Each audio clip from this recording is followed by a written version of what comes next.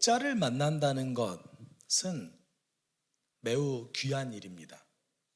그런데 우리는 누구나 다 인정하죠. 적어도 예수 그리스도를 믿는 자들은 다 인정합니다. 예수님이 나의 목자시라는 것은. 다 인정하시죠? 네. 혹시 인정하지 않으실까 봐. 여러분, 예수님이 나의 목자라는 거 다 알겠어요. 그럼 여러분, 이 땅 가운데서 여러분의 목자도 있습니까? 생각보다 굉장히 귀한 요소입니다. 왜냐하면 예수님의 역할을 닮아 교회의 지도자로 삼은 자들이 여러분 교회 지도자들과 직분자들입니다. 그렇기 때문에 어떤 의미에서는 부족하지만, 그리고 때로는 이해할 수 없는 행동을 할 수도 있지만, 우리가 완전할 수 없잖아요. 완벽할 수 없잖아요. 그렇지만 교회 지도자들은 저분이 정말 예수님의 목자 삶아 앞서가는 자구나라는 것이 느껴져야 됩니다. 원래 교회 지도자에 대한 역할이 이겁니다. 사도 바울이 몇 번이나 반복해서 얘기했잖아요. 나를 본받아라. 저는 여러분들이 내가 저분을 본받는 자야 자 되게 돼야지 라고 생각한 것 동시에 나도 목자 돼야지, 누군가에게 나도 본이 돼야겠구나 라는 목표의식을 좀 가지셨으면 좋겠습니다. 그것이 하나님 나라 복음을 전수하는 삶이겠죠. 그런데 분명한 것은 생각보다 많은 분들이 이 땅에서 자신의 목자를 찾지 못해서 방황하는 것을 많이 보게 됩니다. 여러분, 우리는 부족하기 때문에 눈에 보이는 것이 너무 지나치게 현혹되는 경향성이 있어요. 우리가 이번 주에 가정교회에서도 그런 얘기를 했는데, 한국 교회에 등장하는 몇 가지 기현상이 있는데, 그 기현상이 뭐냐면 체험하지 않으면 믿지 않는다는 거예요. 다 체험하신 분들이세요. 근데 정말 체험하는 것만 있을까요? 그러니까 정말 체험만 먼저 있어야 될까요? 이것도 좀 고민해 봐야죠. 우리는 어떤 분들이, 제가 신학대학원 다닐 때 C.S. 루이스의 회심에 대해서 이야기를 나눈 적이 있습니다.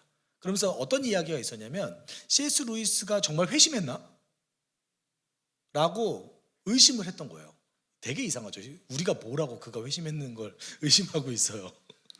그렇잖아요. 근데 왜 그렇게 의심했을까요? C.S. 루이스가 그냥 버스 타면서 회심했거든요. 버스 타서 자리에 앉았는데 나 오늘 회심했네? 내가 이제 예수님의 그 일을, 성경의 것을 그대로 내가 수용하기 시작했구나. 지금 잘 생각해 보세요. 우리가 생각하는 회심과 우리가 생각하는 예수 믿는다와 그가 경험한 예수 믿는다가 어떤 게 다른 겁니까? 우리 예수 믿는다 하면 보통 저가 이제 예수 믿기 시작했구나. 현상이 몇 개 있죠. 죄를 두려워해서 눈물을 펑펑 쏟으면서 하나님 살려주세요. 그래서 어떤 극적인 체험, 극적인 어떤 경험을 예수 믿는다라고 얘기합니다. 그런데 그래서 우리가 보통 어떤 표현을 씁니까? 당신 하나님과 인격적인 만남을 가졌어요? 여러분, 이런 표현이 성경에 없는 거 아세요?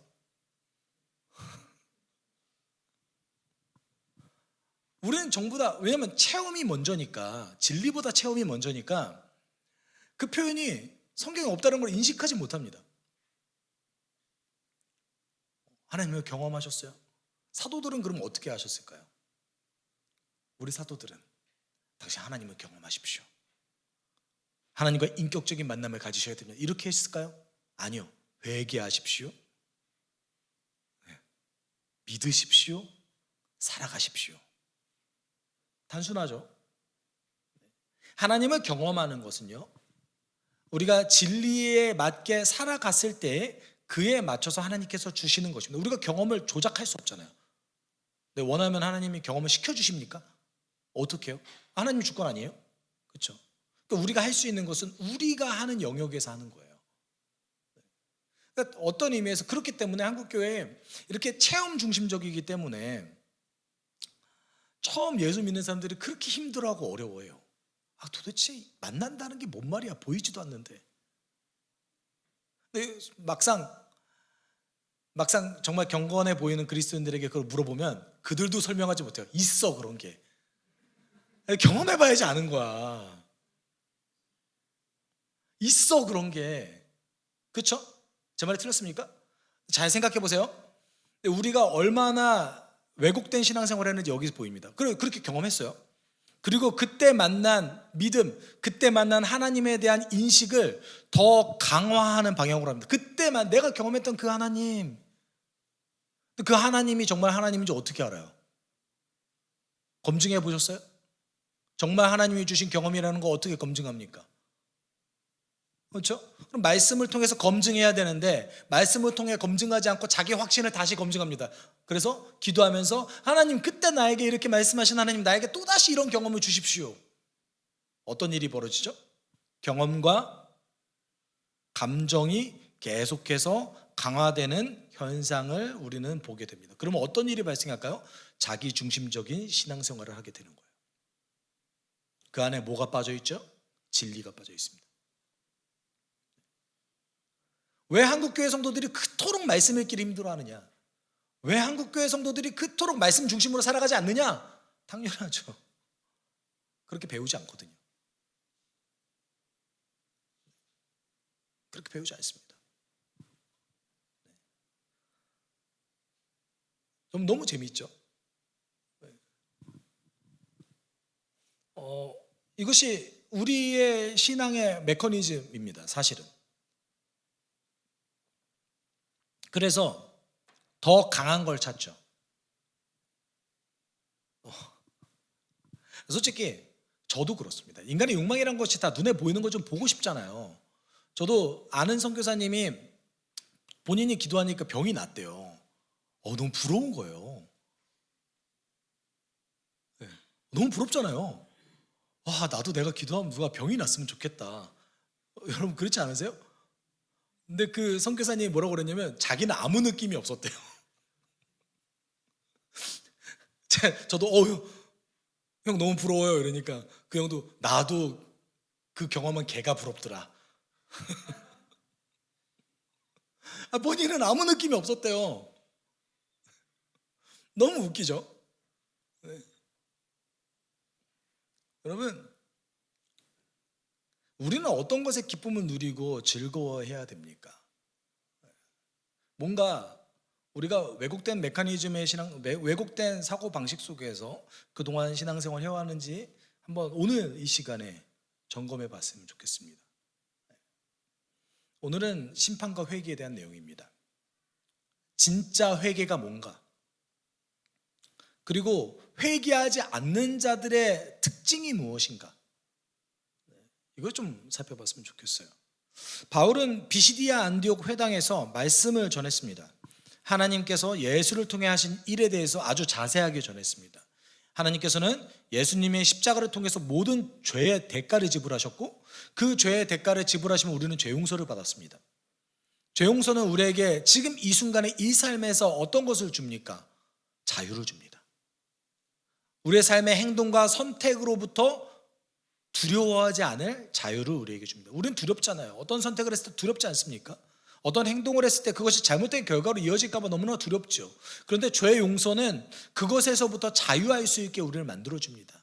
부활은 무엇을 뜻합니까? 우리 가운데 하나님과의 완전한 관계를 형성할 수 있는, 새로운 관계로 들어갈 수 있는 소망을 알려줍니다. 그것이 부활입니다. 예수 그리스도의 십자가와 부활은 우리에게 죄 용서와 의로움을 선물해 줍니다. 그리고 뒤이어서 바울은 경고하기 시작합니다. 무엇을 경고할까요? 오늘 본문 한번 같이 좀 다시 읽어보죠. 그러므로 예언서에서 말한 일이 여러분에게 일어나지 않도록 조심하십시오. 이렇게 말하였습니다. 보아라, 너희 기웃는 자들아, 놀라고 망하여라. 내가 너희 시대에 한 가지 일을 행하는데 그 일을 누가 너희에게 말하여 줄지라도 너희는 도무지 믿지 않을 것이다. 바울의 메시지는 사실 아주 간단합니다. 회중들에게 뭐라고 얘기했냐면 과거 이스라엘 선조들이 했던 그 일을 다시 반복하지 말라고 경고했습니다. 예언자의 말을 무시했던, 그것을 다시 반복하지 말라고 경고했습니다. 오늘 바울은 하박국 1장 15절을 인용했습니다. 여러분, 하박국 선지자 아십니까? 알긴 아시죠? 혹시 내용을 좀 기억하십니까? 하박국 선지자는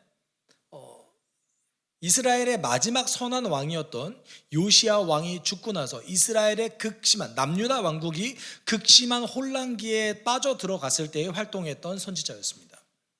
여러분, 그때 상황이 어떻게 보면 여러분 한국의 구한말 조선 말기와 매우 비슷했습니다. 나라가 멸망해 가는 시점에서 어떤 일이 발생합니까? 주변에 강대국에 빌붙어서 그 강대국 때문에 호가호위하는 자들이 등장하기 시작하죠. 왜냐하면 그 강대국이 이 나라를 멸망시키려고 하니까요. 조선도 마찬가지였죠. 청나라와 러시아와 그리고 일본에 빌붙어서 호가호위했던 자들이 막 일어났습니다. 남유다도 마찬가지였습니다. 이집트에 붙거나 아시리아에 붙거나 바벨로니아에 붙었습니다. 그때는 정말 바벨로니아가 그 페르시아 그 쪽이죠. 지금으로는 그 아시리아부터 시작해서 메소포타미아 문명 전체를 섞어나눈 그 시기에 하박국 선지자는 질문을 합니다. 하나님, 우리 당신의 백성 아닙니까? 왜 이 땅 가운데 이렇게 불의한 일들이 일어납니까? 왜 내가 이런 불의한 것을 봐야 됩니까? 하나님, 왜 우리 안 구해 주십니까? 우리 구해 주신다고 약속하셨잖아요. 여러분, 우리가 기도할 때 보통 이렇게 약속 믿고 의지하지 않습니까? 그렇죠? 하박국 선지자가 이렇게 질문하는 것과 우리 기도가 좀 비슷하잖아요. 아주 현실적인 그 상황에 맞는 질문들을 하기 시작했습니다. 하박국 선지자가. 그때 하나님께서 이렇게 대답하셨어요. 너희 민족들은 눈여겨보아라. 놀라고 즐겁할 일이 벌어질 것이다. 너희가 살아있는 동안에 내가 그 일을 버리겠다. 너희가 듣고도 도저히 믿지 못할 일을 버리겠다. 원래 하박국 선지자의 문맥에서 하나님의 이 말씀은 어떤 말이냐면, 너가 그렇게 질문할지라도, 너가 그렇게 나에게 요청할지라도 나는 이스라엘을, 남유다 왕국을 멸망시킬 거야. 내가 바벨로니아 제국을 일으켜서 너희들을 멸망시킬 거야. 알아. 나도 그들이 악하다는 거 알아. 나도 그들이 굉장히 폭력적이라는 거 알아. 그렇지만 그들이 너희를 칠 거야. 이렇게 하나님께서 대답하셨어요. 이게 뭡니까? 하나님의 경고죠. 회개하라는 하나님의 경고였습니다. 이 하박국 선지자의 울려 퍼지는 그 말씀을 이스라엘 백성들이 들었을까요? 안 들었을까요? 안 들었습니다. 안 들었어요. 사람은 원래 말을 안 들어요. 여러분, 말을 잘 들으세요? 원래 말을 안 들어요. 너무나 감사한 건 그래서 예수가 오셨어요. 얼마나 말을 안 들으면 예수까지 보내셨어요. 근데 그거 아셔야 돼요. 예수가 마지막이에요. 그가 끝입니다. 예수가 알파와 오메가다. 여러분, 그 안에 정말 엄청난 진리들이 다 들어가 있습니다. 그 하나님의 경고의 마지막 끝이 예수입니다. 바울의 말은 아주 명백합니다. 너희 조상들이 하박국 선지자의 말을 듣지 않아서 멸망했던 것처럼 너희도 내 말을 듣지 않아서 멸망하는 일이 벌어지지 않도록 해라. 이게 바울의 경고였습니다. 우리들의 선조를 봐라. 하나님의 말씀 그렇게 다 무시해서 어떤 일이 벌어졌냐. 지금 우리가 얼마나 고통스럽게 살고 있느냐. 유대인들의 나라가 얼마나 고통스럽게 살아가고 있느냐. 무시하지 말아라. 바울이 이렇게 여러분 잘 보시면 하박국 1장 5절과 바울의 인용이 조금 달라요. 원래 히브리어 성경에서는 하박국 1장 5절에서 민족들아는 누구를 뜻하냐면 among nations예요. 주변에 있는 민족들을 돌아봐라. 하나님이 그들을 사용하실 것이다 라는 뜻이에요. 그런데 바울이 이것을 좀 다르게 바꿨었습니다. 어떻게 바꿨었어요? 보아라 너희 비웃는 자들아, 이렇게 표현했습니다. 그러니까 하박국 1장 5절에서는 앞에 보아라 그 다음에 하나님이 사용하는 멸망시키는 민족을 지칭하는데, 바울은 이것을 살짝 바꿔서 어떻게 사용했어요? 너희 비웃는 자들아. 그리고 여기 비웃는 자들이 누굴까요? 뒤에 설명하는 자들인 거죠. 다른 얘기를 하면 바울의 말을 무시하는 자들, 복음을 거절하는 자들을 뜻합니다. 이거 너무 성경을 훼손하는 거 아닙니까? 바울이? 예수님도 이런 방식으로 하셨어요. 네. 예수님도 조금씩 구약 성경의 단어들을 바꿔서 설명하셨어요. 왜 그러냐면 당시에 유대인들이 사용했던 방법론이 그거였기 때문에 그래요. 유대인들은 그 자신이 인용하려고 하는 성경의 그 본문의 뜻보다는 자신이 전하려고 하는 내용이 더 중요했습니다. 그래서 그것을 끌어와서 이렇게 가져왔죠. 물론 지금 목회자가 그렇게 하면 안 되죠. 제가 그러면 안 되잖아요. 그렇죠? 제 뜻을 전하기 위해서 왜곡해서 이렇게 성경을 전하는 건 안 되지만, 성령의 영감을 받은 신약의 저자들은 그렇게 사용했다는 거예요. 왜냐하면 당시 유대인들이 사용했던 성경 해석 방법론이 그랬기 때문에 그들에게 맞췄다는 거죠. 근데 생각해 보세요. 1세기를 살아가는 자들에게 20세기의 학문을 적용할 수는 없잖아요. 그렇죠? 네. 그런 오해가 있을 수 있습니다. 그래서 바울은 현재 어떤 성경을 인용했냐면 70인경을 인용했어요. 당시 유대인들이 가장 많이 사용하는 그리스 말로 되어진 성경을 인용했습니다. 여기서 바울은 아주 명백합니다. 너희 비웃는 자들아. 그러니까 하나님께서 말씀하신 그 이야기들을, 또는 바울이 전한 복음을 거절하는 자들이 어떤 자들이에요? 그것을 비웃는 자들, 그것에 냉소하는 자들, 그것을 아주 적극적으로 거절하는 자들이라는 것이죠. 여러분 41절에서 보여주는 그들의 특징이 두 가지가 있습니다. 여러분 회개하지 않는 자들, 하나님의 말씀을 거절하는 자들의 특징이 두 가지가 있습니다. 첫 번째는 들어도 믿지 않습니다. 우리는 그런 이야기를 많이 듣습니다. 믿어줘야 믿어지죠. 믿어줘야 믿죠. 좀 제가 이해할 수 있어야 제가 받아들이지 않겠습니까? 여러분 우리 인생이 이해하는 것 다 받아들이세요? 믿어지는 것 다 받아들이세요? 생각보다 합리적이지 않고 파괴적인 관계도 여러분은 수용하고 살아가고 있습니다. 대표적으로 인간관계에서 그렇습니다. 아주 페어하던가요? 항상 공평하던가요? 부모와 자식 간의 관계는 어떻습니까? 사랑하는 사람과의 관계는 어떻습니까? 친구 간의 관계는 어떻습니까? 항상 누군가는 손해봐야 돼요. 그렇잖아요. 세상에 완전히 공평한 관계라는 게 어디 있습니까? 완전히 합리적인 관계라는 게 어디 있습니까? 그래서 현대인들이 이 관계가 스트레스 받기 때문에 사용하는 방법이 무엇이죠? 관계를 최대한 억제합니다. 불편한 관계를 만들려 하지 않아요.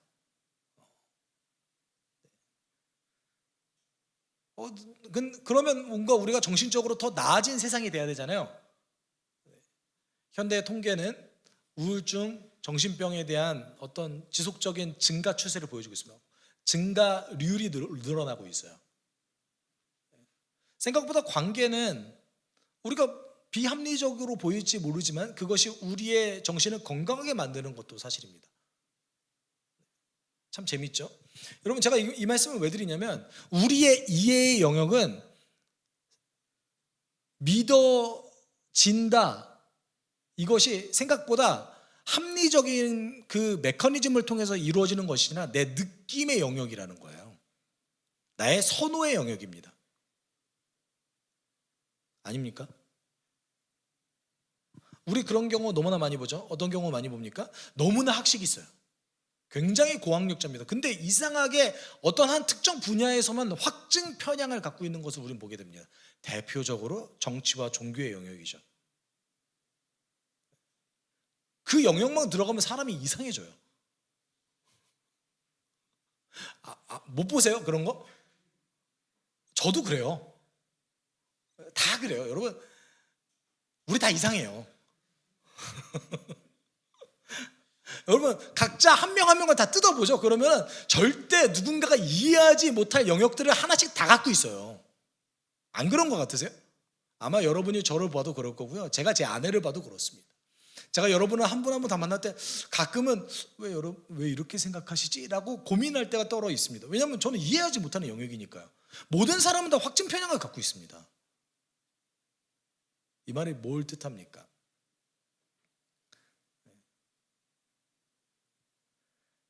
믿어도 들어도 믿지 않는 자들의 특징은 무엇이냐면 자기 중심성이 정말 어마어마하게 강한 자들을 뜻해요. 믿기 싫은 거예요. 받아들이기 싫은 거예요. 이런 분들의 대체적으로 다른 누구의 말도 잘 안 들으려고 하는 경향성도 있습니다. 들어줘도 믿지 못하겠대요. 여러분, 정말 우리는 믿겨지지 않는 것을 믿는 겁니까? 잘 생각해 보시면 여러분이 처음 예수를 주로 고백했을 때, 물론 대부분 우리들은 어떤 그 집회라든지 이런 것의 체험에 의해서 예수를 믿는다고 확정해 왔습니다. 근데 성경은 생각보다 그렇게 얘기하고 있지 않아요. 때로는 의지를 써서 받아들이는 영역도 있는 거예요. 물론 사람마다 영역이 다 다릅니다. 어떤 분들은 정말 하나님께서 정말 강제로 나를 믿게 해주셨다라고 하시는 분도 계실 거예요. 그럼 그 전 과정은 없습니까? 그 전 과정이 없어요? 복음을 들었던 그 과정, 교회에 익숙했던 그 과정, 하나님께서 그를 만들어갔던 전 과정이 있는 거예요.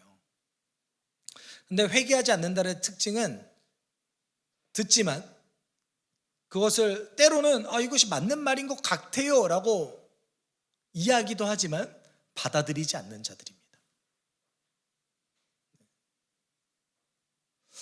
혹시 우리는 이런지 않은가 좀 생각해 봐요. 여러분, 우리도 이런 부분이 있어요. 왜냐하면 진리를 받아들일 때에 내 느낌이 안 오면 받아들이지 않아요. 소위 우리가 이런 표현을 쓰죠. 제가 이런 표현 쓰는 거 별로 안 좋아하는데 은혜 받는다는 그런 느낌이 있어야 메시지를 받아들입니다. 그렇지 않으면 하나님이 나에게 말씀하지 않는 것 같아요. 그건 내 말이 아니지. 제 말이지, 제. 아니면 그 목사의 영역이지, 그거는. 여러분 혹시 그렇게 생각하지 않으세요? 주의 말씀은 나에게 온 거잖아요. 그럼 그 느낌은 나의 상황과 여건과 나의 경험과 관련이 없는 겁니까? 그럼 하나님께서는 나의 상황과 여건과 경험에 관련된 것만 말씀해 주시나요? 여러분 우리의 느낌에 속지 말아야 됩니다. 우리 느낌에 속으면 안 돼요. 성경은 계속해서 우리가 익숙한 것에 속아서 하나님께서 주시는 소중함을 버리지 말아라 라고 얘기하고 있습니다.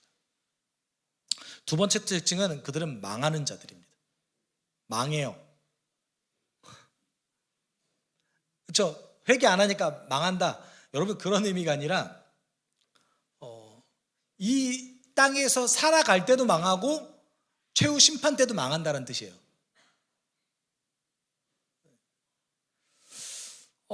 대부분의 물론 이 말의 두 가지 측면을 살펴볼 수 있는데 첫 번째는 현재적인 측면과 미래적인 측면이에요. 미래적인 측면은 예수께서 다시 오실 때의 최후 심판 때를 얘기하죠. 최후 심판 때 회개하지 않은 자들 당연히 망합니다. 우리는 이거 너무 익숙하게 잘 들어왔죠. 그런데 오늘의 나의 삶과 관련이 없는 것 같잖아요. 아니세요? 여러분 현대사회는 죽음과 먼 삶을 살아가고 있습니다. 여러분 과거에는 그래도 종종 그 상가집에 가면 시체도 볼 수 있고 죽음을 고민할 수 있고 여러적인 환경이 의료 환경이 좋지 않았기 때문에 죽음과 익숙한 삶을 살아갔습니다. 시간이 지났어요. 여러분 지금 죽음과 익숙한 삶을 살아가십니까? 전혀 그렇지 않아요.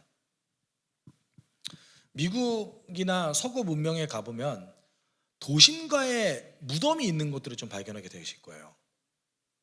네. 교회 옆에 이렇게 막 무덤들이 막 이렇게 있어요. 근데 옆에 집이 있어요.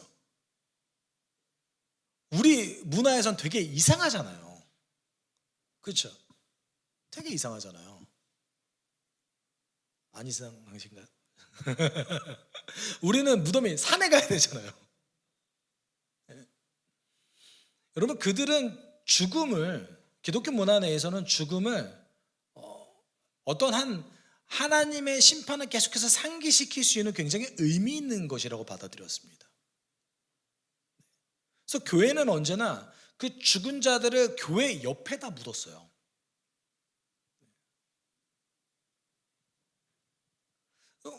왜 그렇게 생각합니까? 죽음이라는 것이 하나님의 심판을 다시 상기시킬 수 있고 예수 그리스도께서 우리에게 무엇을 주시는지 다시 고민할 수 있게 만들기 때문에 그래요. 그런데 현대에 있어서 그것이 사라졌죠. 근데 중요한 것이 있습니다. 오늘날 이 시대에는 하나님의 심판이 없습니까? 갑자기 이렇게 하나님은 막 번개를 떨어뜨리시고 이런 거 말고요. 그런 거 말고 이 땅을 살아가는 우리에게 하나님의 심판이 없습니까? 그렇지 않습니다.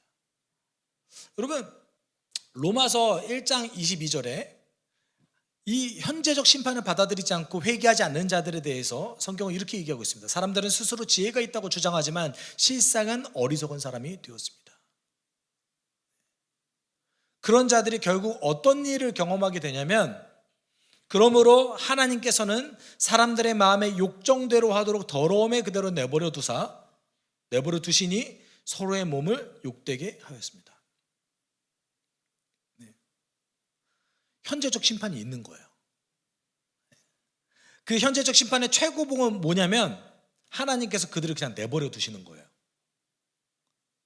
여러분, 하나님께서 우리를 만드셨어요. 그리고 여러 가지의 법칙을 만드셨습니다. 그런데 그 법칙이 이 땅에 살아갈 때도 하나님의 명령을 어겼을 때에 그에 따르는 부작용들이 있습니다. 예를 들어 보면 여러분, 사랑의 관계가 있잖아요. 사랑, 그 공동체 내에서 이건 서로 믿는 관계에서 여러분, 사랑은 뭡니까? 감정입니까? 아니요. 고린도전서 13장 하는 거예요. 사랑은 처음부터 제일 어려운 거 나왔어요. 사랑은 오래 참고, 그거 하는 거예요. 근데 우리는 그 오래 참을 관계조차 가지지 않아요. 아니 뭐 좀 관계가 있어야 오래 참을 거 아닙니까? 남인데 뭘 오래 참아요. 그러려 하는 거지. 근데 이 관계가 어긋나면 내가 또는 지나치게 욕망을 따라 살면 반드시 부작용이 있어요. 근데 현대사회는 욕망을 따라 살아가라고 얘기하고 있거든요. 그것이 진리다라고 얘기하고 있습니다. 여러분, 정말 욕망을 따라 살아가면 우리 인생이 좋아집니까? 아니요. 현대과학도 욕망을 따라 살아가면 우리가 문제가 생긴다고 얘기하고 있습니다. 수면, 성욕, 그 다음에 수많은 돈에 관련된 문제들. 정말 내 욕망을 따라 살아가면 내 인생이 더 좋아집니까? 먹을 거 다 먹으면 어떻게 됩니까?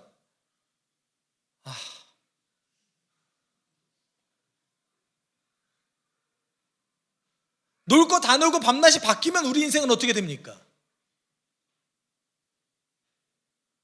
항상 스마트폰만 보다가 영상 미디어에 중독된 우리의 삶은 어떻습니까? 여러분, 욕망은 우리의 삶을 좀먹습니다. 그런데 망하는 자들은 욕망을 따라 살아갑니다. 그리고 그 욕망을 따라 살아가는 것이 하나님의 심판임을 깨닫지 못합니다. 왜냐하면 어리석으니까요. 여러분, 욕망을 따라 살아가는 삶이 하나님의 심판이라는 것을 인식해 본 적이 있으십니까? 아니면 그렇게 살아가는 것이 혹시 복이라고 여기셨습니까? 어떻게 내 인생이 망가지는 게 복입니까? 많은 그리스도인들이 내 욕망이 성취되는 것을 복이라고 여깁니다. 그렇지 않아요. 오늘 로마서 1장 24절에서 뭐라고 했어요? 그들의 욕정대로 하도록 더러움에 내버려 두사. 그게 하나님의 심판이라는 거예요. 그럼 여러분, 우리는 어떻게 해야 됩니까? 회개해야죠. 회개는 뭡니까? 하나님 잘못했어요. 우는 거예요? 사도 베드로가 복음을 듣고 예수님의 그 복음, 십자가 부활을 들은 그 유대인들이 그럼 우리는 어떻게 해야 됩니까? 라고 물어봤을 때 사도 베드로가 이렇게 얘기했어요. 베드로가 대답하였다. 회개하십시오. 그리고 여러분 각 사람은 예수 그리스도의 이름으로 세례를 받고 죄 용서를 받으십시오. 그리하면 성령을 선물로 받을 것입니다. 회개가 뭡니까? 내 삶을 후회해서 죄 용서를 받기 위한 어떤 행위입니까? 죄 용서는 십자가에서 이루어졌어요. 회개라는 것은 첫 번째 자기 인식에서 시작합니다. 내가 하나님을 주인 삼고 살아가지 않았구나라는 자기 인식에서 시작합니다. 또는 뭐로부터 시작하냐면 내 인생이 내 뜻대로 되지 않는구나라는 인식에서부터 시작하기도 합니다. 여러분 뜻대로 되던가요?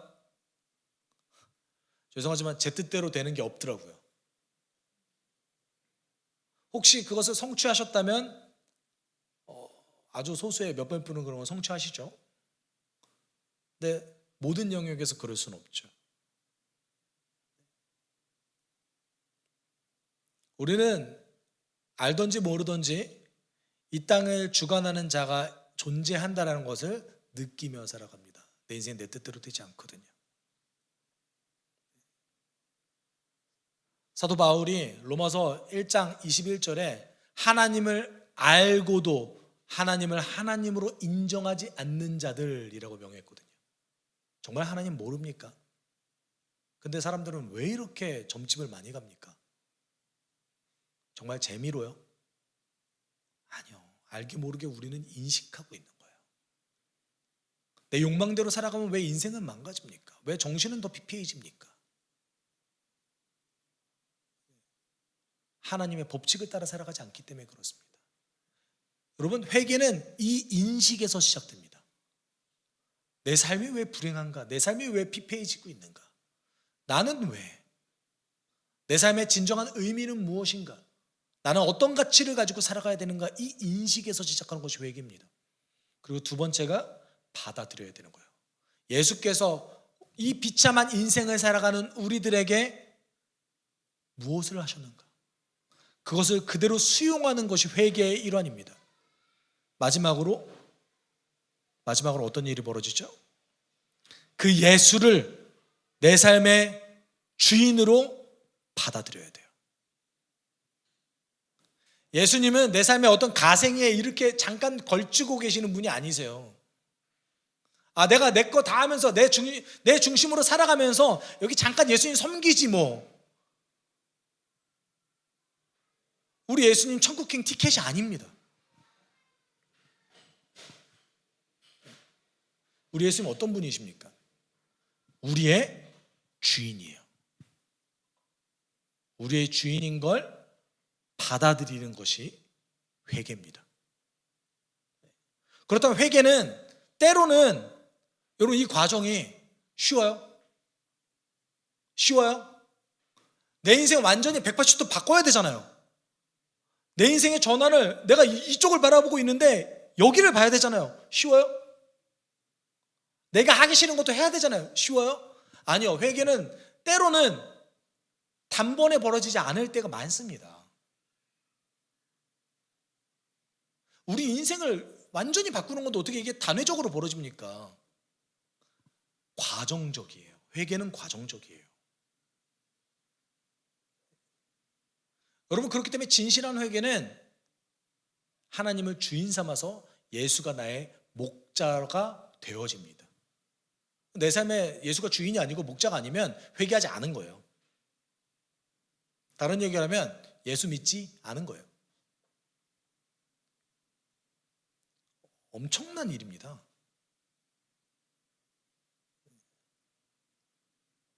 예수께서 당신의 사역을 하셨을 때에 백성들을 불쌍하게 여기셨어요.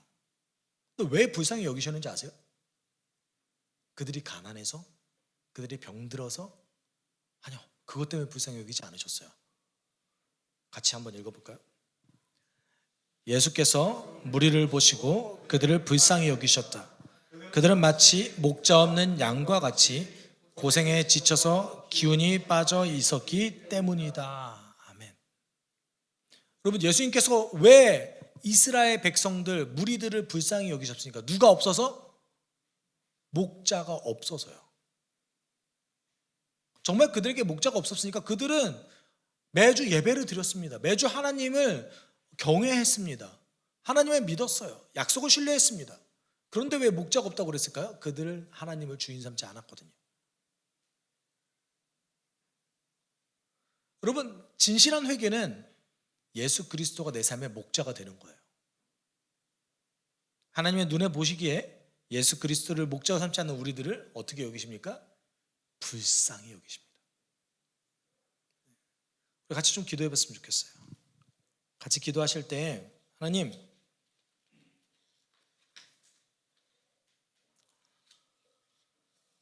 우리가 욕망을 따라 살아가다가 내가 원하는 것만 놓고 살아가려고 하다가 당신께서 주시는 그 소중한 선물을 놓치지 않게 주님 도와주십시오.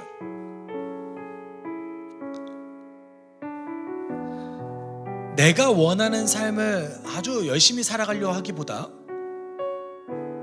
그가 원하는 삶을 내가 기뻐하게 주님 도와주십시오. 그것이 진실한 회개입니다. 내 삶의 방향성을 바꿀 수 있게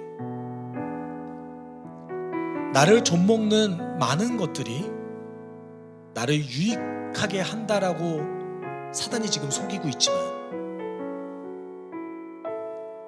그것이 아니라고 단호하게 결단할 수 있게 주님 도와주십시오. 우리는 욕망을 따라 살아가는 자들이 아니라 예수를 주인 삼아 살아가는 자들입니다. 그러게 우리의 보는 시선이 예수가 보는 시선이어야 되고, 그러게 우리의 삶이 예수의 가르침을 따라가야 되는 겁니다. 하나님, 우리가 진실한 회개에 하여서 당신을 목자 삼는 삶 살 수 있게 도와주십시오. 진짜 예수를 믿는 자 될 수 있게 주님 도와주십시오. 우리가 함께 이렇게 기도하도록 하겠습니다. 사랑 많으신 하나님 아버지, 감사합니다.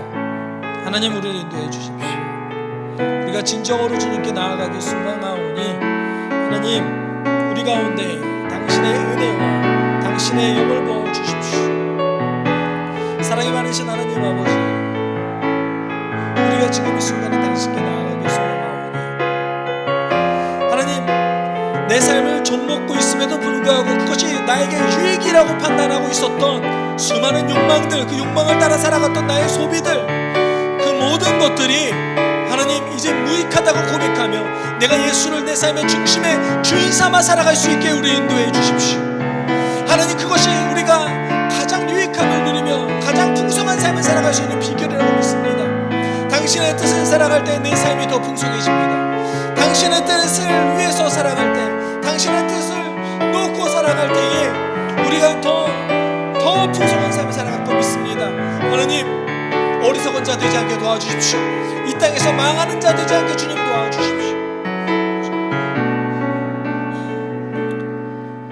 사랑이 많으신 하나님 아버지, 오늘 우리를 불러주심에 감사를 드립니다. 회개하지 않고 믿지 않으며 결국은 두려움에 빠져 망하는 자들이 되지 않게 주님 도와주십시오.